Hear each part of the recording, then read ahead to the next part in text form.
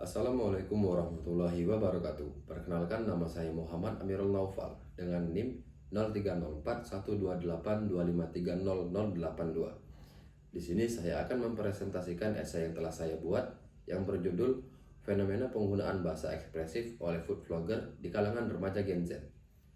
Di era digital saat ini, media sosial berkembang sangat pesat dan melahirkan banyak konten-konten kreatif. Contohnya adalah food vlogging. Food vlogging adalah konten mengulas makanan. Seorang yang melakukan food vlogging disebut food vlogger.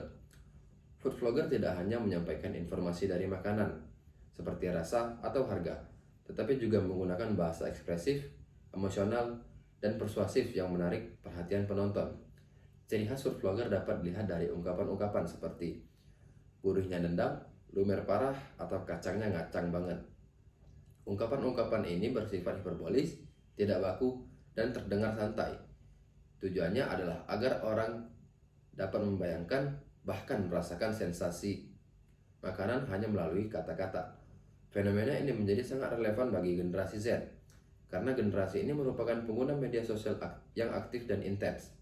Bahasa yang digunakan oleh food vlogger mudah diserap, ditiru, lalu digunakan kembali dalam komunikasi sehari-hari. Akibatnya, food vlogger tidak hanya berperan sebagai pengulas makanan, tetapi juga berperan sebagai pembentuk gaya bahasa dan tren komunikasi di dalam kehidupan sehari-hari. Dalam kajian linguistik, penggunaan bahasa ekspresif menunjukkan adanya kreativitas berbahasa. Food vlogger memanfaatkan metafora rasa, majas hiperbola, atau bahasa kolokial yang dapat membangun kesan akrab dan autentik. Gaya tutur yang santai ini membuat konten terasa lebih dekat dengan penonton, seolah-olah sedang berbincang dengan teman sendiri.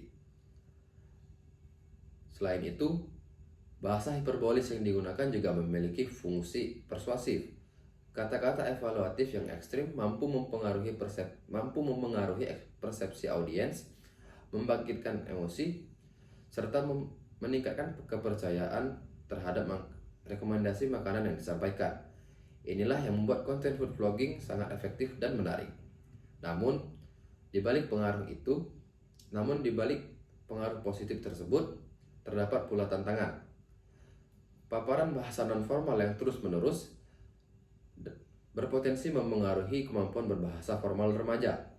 Oleh karena itu, literasi digital linguistik menjadi hal yang penting agar Gen Z dapat menempatkan bahasa gaul dan bahasa formal yang tepat sesuai dengan konteks komunikasi yang tepat.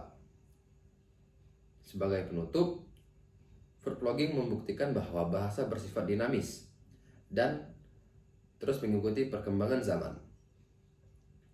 Food vlogger tidak hanya menyajikan hiburan dan informasi makanan, tetapi juga sebagai